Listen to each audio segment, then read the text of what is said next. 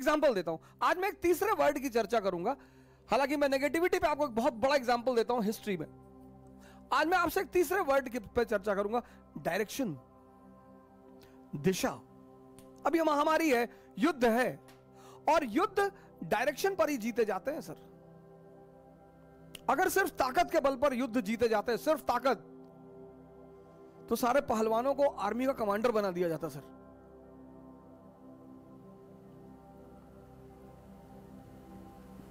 अगर ताकत के बल पर ही कोई राजा होता तो या तो गैंडा जंगल का राजा होता और या हाथी जंगल का राजा होता। अगर सिर्फ दिमाग के बल पर कोई राजा बनता तो या तो लोमड़ी राजा होती या एप राजा होते। लेकिन शेर जो है ना सर, वो दोनों का एक बड़ा अच्छा बैलेंस है। दिमाग भी है, हिम्मत भी है और ताकत भी है। तो मैं निगेटिविटी का एग्जांपल दे रहा था, आपको हिस्ट्री से एक एग्जांपल दे रहा हूं। 1555 मछियावाड़ा का युद्ध। मछियावाड़ा,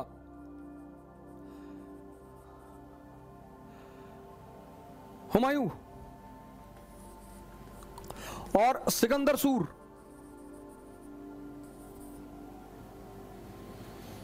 ये भी इतिहास में एक बड़ा जबरदस्त कैरेक्टर है। 15 साल भगोड़ा, 15 साल, लेकिन साम्राज्य को वापस पाने का जज्बा नहीं खत्म हुआ।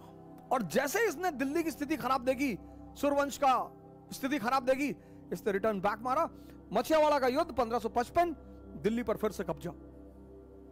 लेकिन शायद इसकी किस्मत अच्छी नहीं थी। इसकी एक लाइब्रेरी थी शेर मंडल दिल्ली में, उसमें बैठ के किताब पढ़ रहा था।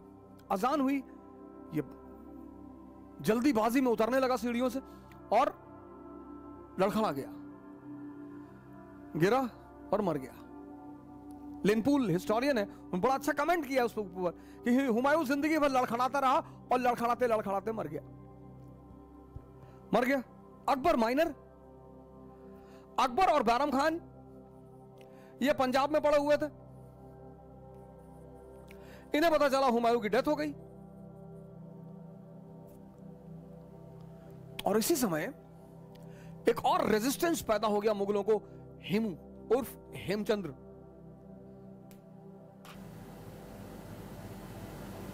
कॉन्फिडेंस बहुत अच्छी चीज है, ओवर कॉन्फिडेंस से बचना चाहिए जीवन में। हेमू, हेमचंद्र नवसारी का ब्राह्मण परिवार के लोग, व्यवसाय में थे।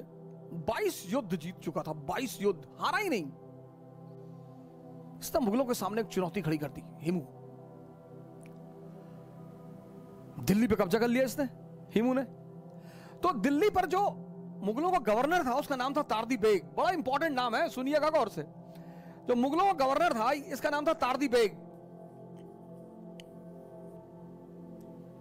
अब हुमायूं, अकबर और बैरम खान पंजाब में, हेमू ने तारदी बेग को मार के भगा दिया। तारदी बेग भाग कर पहुंचा पंजाब इन लोगों के पास, लगा हेमू की बड़ाई करने। 22 बैटल लड़ा, 22 बैटल, 22 युद्ध लड़ा है, हारा नहीं आज तक। जिसको देख लेता है उसकी जान निकल जाती है। अरे भाई साहब, पता है इन लोगों ने क्या किया? अकबर तो खैर माइनर था, बैरम खान ने तारदी बेग की हत्या कर दी, मार दिया, अपना ही आदमी मार दिया। ये इन लोगों से कह रहा था अफगानिस्तान भाग चलो, अफगानिस्तान। एक तरफ दिल्ली, दूसरी तरफ काबुल। जब लड़ना ही है और मरना ही है तो स्वर्ग के लिए नहीं लड़ेंगे, सहारा के लिए लड़ेंगे।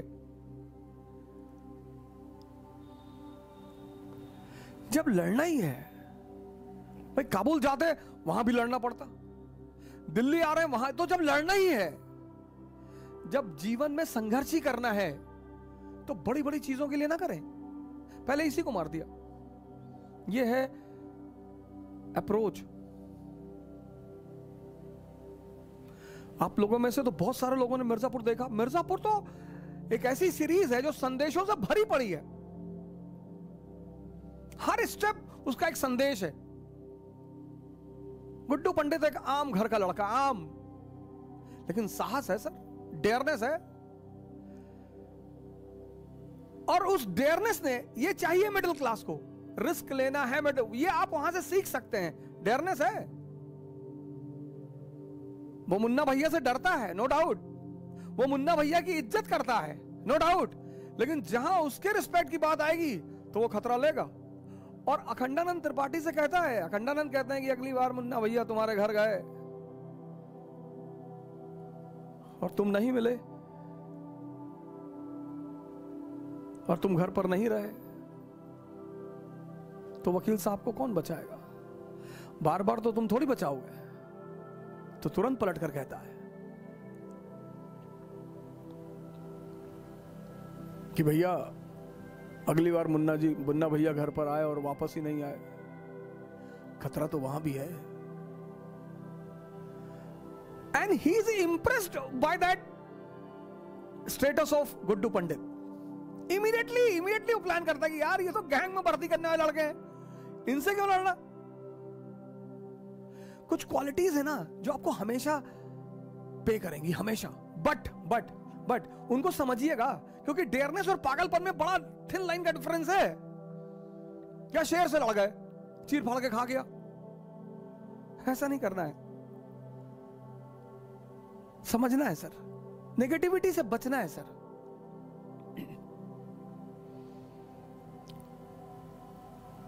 बचना है सर।